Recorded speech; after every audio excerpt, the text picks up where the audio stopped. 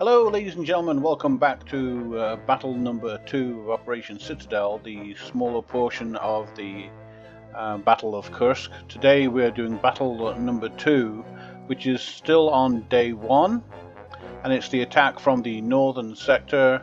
The 9th Army under General Model, specifically units from the 2nd Panzer Division, Panzer Regiment 3 and Panzer Grenadier Regiment number 2 are attacking from the north end of the salient down towards Kursk and attacking Russian forces inside the central front to isolate off the troops in that pocket. So here we are dropping into the battle itself.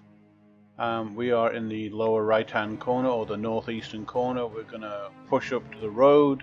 We're going to push down both sides of the road, possibly down the right side of the road or western side of the road, to take the first objective, and then we're going to go ahead and consolidate there for a while and then set up for attacking the second objective. In this particular battle we're using elements of the 9th Army or 2nd Panzer Division, and we're going to be taking Panzer 3s, some Panzer 4s, Panzer 2s.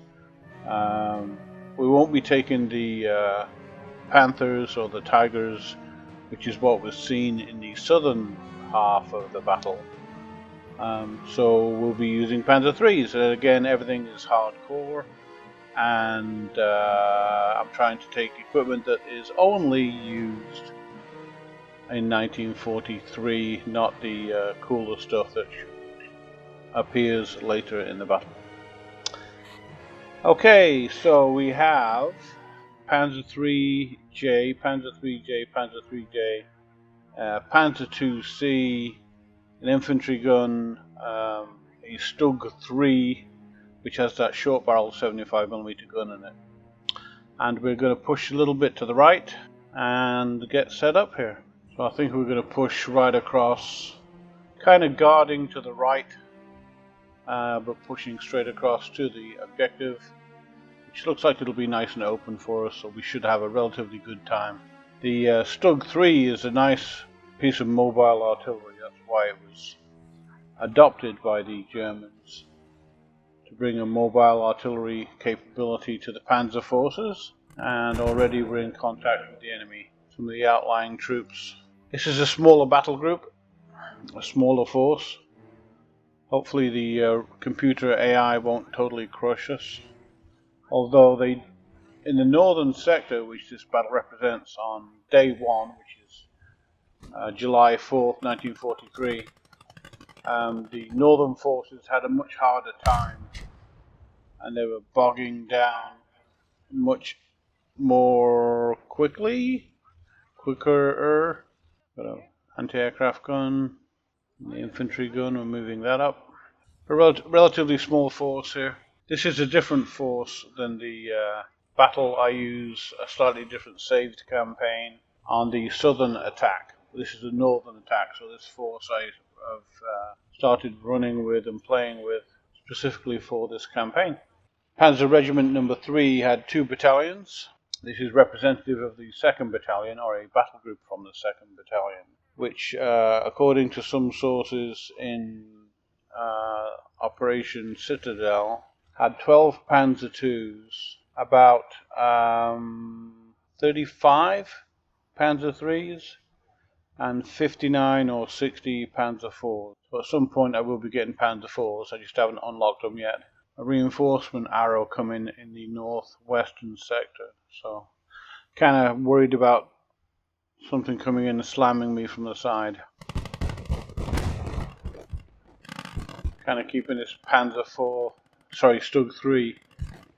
3B in reserve. Move the infantry gun up, anti-aircraft gun, and finally the infantry drop. Move the officer up so we can see what's going on. My sniper can cover the left side. Infantry can move up a little bit. Have them cover the right side. I've just realized I haven't taken any engineers yet, and that's one of my key go-to units. We've seen our first Russian tanks. Wow, there's a lot. Ruh-roh. T-35, T-28. Oh wow.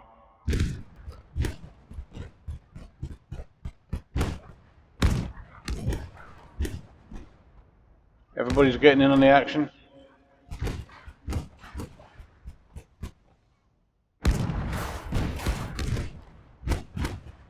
Take that out. Taking a lot of fire. Put these guys in the prone quick.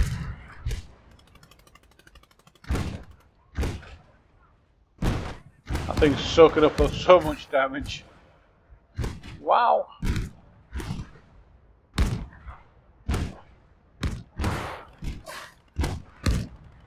Move up the ammunition cart.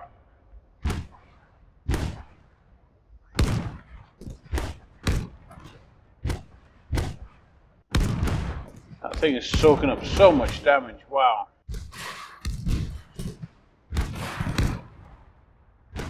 Tracked in both tracks right now. Crew are finally getting out. Now we can concentrate on this guy.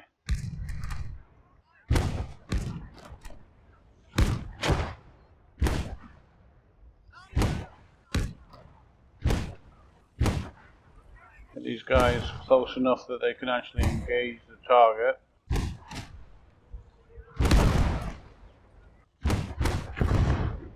Oh, nice. Hopefully that has used a bunch of their points. Kind of scary that they threw so much heavy stuff at me. Oh, guess what we got going on over here? We're gonna have to get a flanker. Have to go take care of that artillery piece. Wonder if I can send the sniper off in that direction to kind of see what's going on. Have him repair a quick.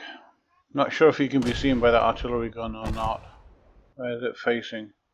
So here we are, stalling in the face of Russian artillery, and specifically the big guns, which I imagine was quite accurate by all accounts. And he needs to go prone. These guys can go prone as well and push off in that direction. And the minute this guy's finished, I don't think he's been seen yet, so we can probably try and hug this right hand wall. Get up in here and use that 2-centimeter cannon of death. I think it's this tank here that's getting hit, or they're aiming at it at least. You can see the craters. How are we looking? It's always dangerous to send one little tank, no matter how fast. E-Curb does it really well. He manually drives them and uses that cannon very effectively. Could be very exposed on that high ground where the road is, that raised road. So the cannon is facing that way and it's moving, so it was over here. So the sniper is definitely shooting at that crew. That's a good thing. See the sniper going to town there. Alright. Oh! There were two guns. Surprise! Move faster. Oh, kind of a little worried. Okay, so now go for it, guys. Kill it! Kill it! Kill it! Keep moving. Get outside the turn radius. So now, do I try and salvage it, or do I try and man it? I am going to risk manning it. Pull a section over from there, and I can pour rounds into these guys. I'll leave this tank here as kind of security for it. Might as well have these guys grab that one. What is it? 122A19. So it's the older, cheaper, kind of a smoky day here that's putting me off.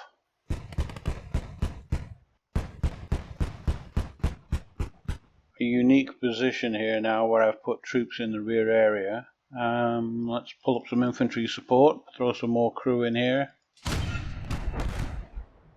Okay, so it kind of worked out. Now these guys can slam into any reserves that we see coming in from this direction. A bit of infantry support. Throw some more. I've got some infantry and 2 guns and a little Panzer II that have kind of got this flanking force going right now. So that's pretty good. Turn around, damn you. Wow. Come on, guys. Oh! The gun acted faster than the little tank. Wow. At least we know what direction they're going to come in from. Now, can he dig a trench? No. How about the gunner? No. Making a little forward artillery point.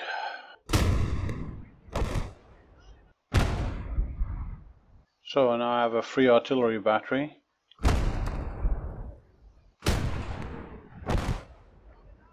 Okay, if only I had an engineer to dig in some defenses here, which I don't, so that's kind of my own bad. I'm going to move a medic over here.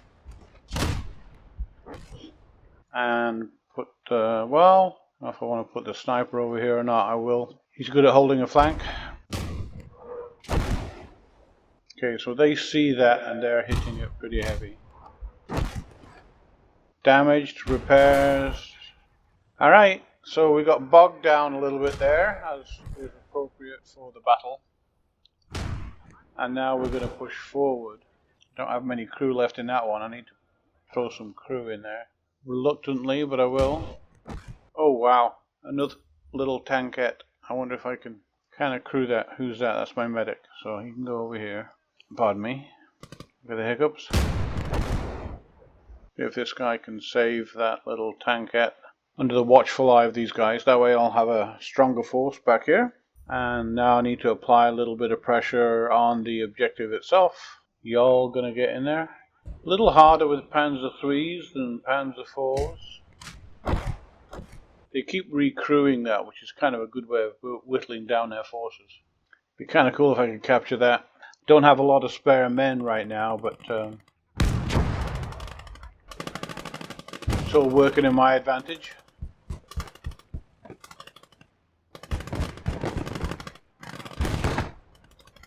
Destroy some of this cover that they're using.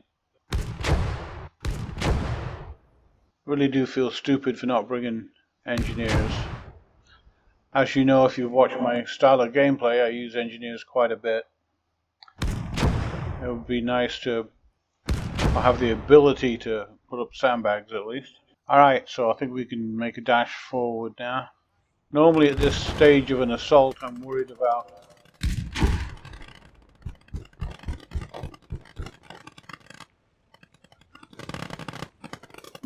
the guns that are on the backside of an objective. Healthy mix of 20mm and 50mm. Move the officer into cover here. Move an infantry section up. Feeling reasonably confident that this is going to go okay, but not so sure about the other objective. He's fixed that. Get in it. Need at least one more tank crew. They've got 3. They've got 3. 3 in there. I think I'll use one of the, use that guy. There we go. Get in that little tankette. Pull this back towards this relative safety of the other guys. He's like, slow down, let me in, damn it. So he's gonna cover that way, he's gonna cover that way. Actually, I think I'll put him over here. There we go. So now we're looking reasonably strong in here. I don't have a lot of forces now to secure this objective. I can take a couple of these little tankettes, get crewmen out of there, have him repair this one. Zoom in on the map a little bit. This one is recoverable. So I'm going to throw a guy into the repairing that puppy. And if I have this set up well right now, which I think I kind of do, they will try and take this objective from us. They will come down this road here, or from that direction, southwest, while we sit here and soak up the damage for a while. Move a couple of the guys over. Oh, not the squad leader. Come on, face your gun that way. Come on, you can do it. Little hand cranking. That's not code for anything. Hand cranking the turret around is what I was referring to before your mind went into the sewer. And the next battle after this one, I'm going to try and do a Russian defending battle, which I think would be interesting to portray Operation Citadel. The Russians in the first 8 days of Citadel, or the Battle of Kursk / Operation Citadel, which started the Battle of Kursk. The Russians were defending, and then they did a counterattack. So I think that would be kind of interesting to fight from the Russian side a little bit during this campaign. And let me know if you think that's a good idea or whether you hate that idea. But if I don't hear any negative feedback, I'm going to give it a go. Let's see who's got the most crew. You have a lot of crew, so I'm going to put at least 2 of you into this one here. That will make a great defensive tank for this objective while I push up the road and take this objective. Now, where's my little infantry gun? Did something bad happen to it? I think it got schnookered. Wonder if I can get some of the infantry to fix that. No, it got hammered. Oh, sorry, hiccups. I haven't had my breakfast yet. I'm filming this here on Saturday morning to get it pushed out and developed and edited today. And I'm hoping to have this video pushed out today, and then I'll do a Russian defending one, and then push that out tomorrow. That's my hope, at least. It may not happen yet. So how damaged are you? You're pretty banged up still. I can put some infantrymen in there to act as crew. I'll give them 4 crew. I'm not sure how well an infantryman could man a tank. I know that's very much a part of the Russian doctrine, is to have equipment that's so basic anybody can get in it and use it. Still one guy out of you, or now one guy out of this one here, and put that into here. So I can use 2 tanks now to defend, and then the rest of the tanks can push forward. And then my little artillery position over here with some infantry. You all need to be laying down. I wonder if I can send that medic over here, make him more combat effective by giving him a submachine gun. Did I accidentally give him movement orders? I moved him back without knowing it. Wow. Getting crazy in my old age. Hey, you guys keep preparing.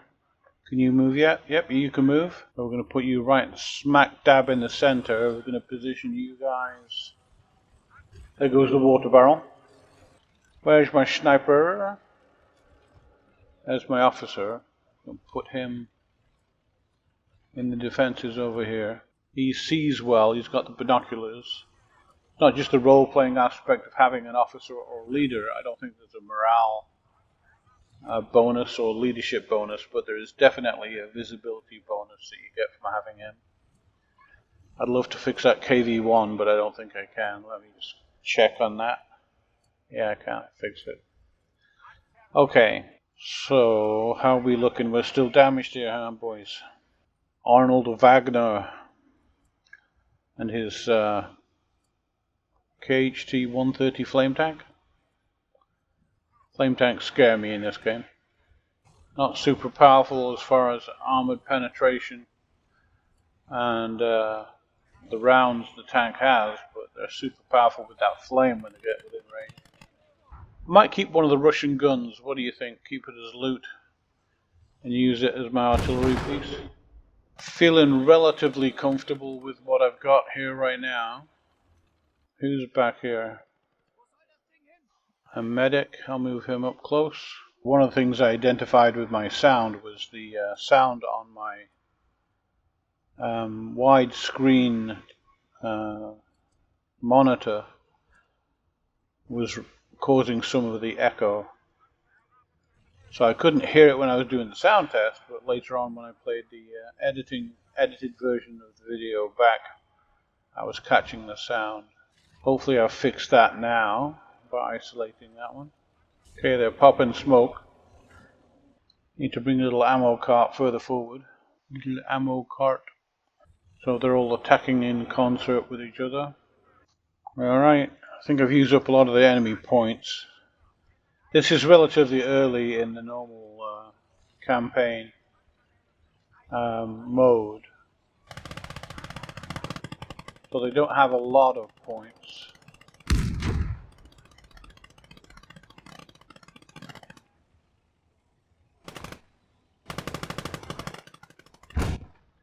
Thinking through whether I want to move these guys over or not, I'll leave them where they are. Right now they're in a great position to hit any reinforcements that come on the west side of the map. So we'll have to see. Maybe I could move this big one. That would be kind of nice. They're going to hand cart it over. I suppose I could set somebody to capture that. If he can fix that. There we go. That'll tow over the artillery gun even quicker. But without dragging this out, we're supposed to be doing blitzkrieg, which I don't have air yet. I'll start to be taking some Luftwaffe support in the next battle, which represents day 2. Now on day 1, the 9th Army attacking from the north end, as referenced on the map, did reasonably well. But they got bogged down much quicker than the southern part, the Panzer Army attacking from the south into the Kursk pocket. So I think we're doing a pretty good job of replicating that. Again, everything's on hardcore, so the AI definitely has a good advantage, or is as strong an opponent as I can have, to represent the fact that the Russians were very much aware that the Germans were coming, and they prepared very, very well. I think I'm going to move this guy over here. I'm blaming my Panzer drivers. Come on. Oh, the AI is so goofy with the way it drives. Very, very close to taking that second objective. Got these buildings blocking my line of sight right now, so I'm moving stuff to the left side to see. From this angle over here, it'll be much better to attack. Stug 3 over here. Now I want to bring up some infantry. These guys have been previously unused. Drag them up. Wilhelm Augustus Bader. Trying to say it in German, or in a German accent, at least. I'm trying. Not succeeding very well, but trying. Story of my life right there. Actually, I'll push that one over there. That little Panzer II can flank. Take the other Panzer II and push it over here as well. Kind of expecting a aircraft to show up, like a Sturmovik or something Russian, to bomb me into the Stone Age. That gun is moving very slowly. Those guys are huffing and puffing, getting their cardio in. And it'll probably arrive too late for the battle. And push the infantry reconnaissance team. I like using the reconnaissance teams. They're like a small, like 2/3 of a rifle section, or half of a rifle section. Or squad, if you want to call it that. Drive this guy in and knock down this little hay barn. Oh hey! And then push this guy forward. Manually drive him to where I want him. He's in cover here. Oops.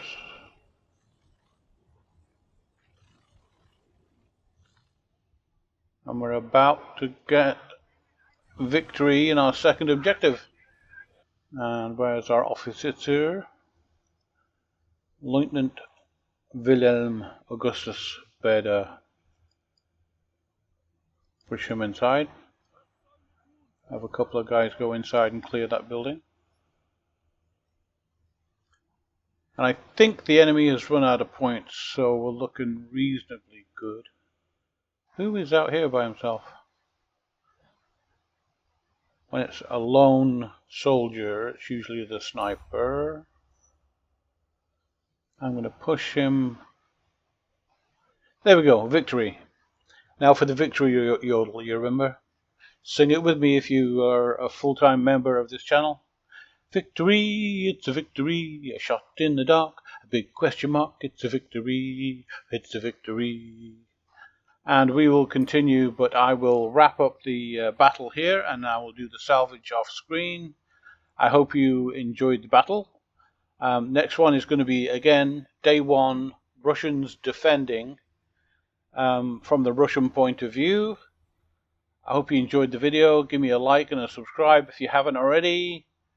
Love and hugs. Peace out. Saxon hopes you enjoyed this episode. For more content like it, please support the channel by hitting the like button and don't forget to subscribe. Let us hear your feedback and leave a comment too.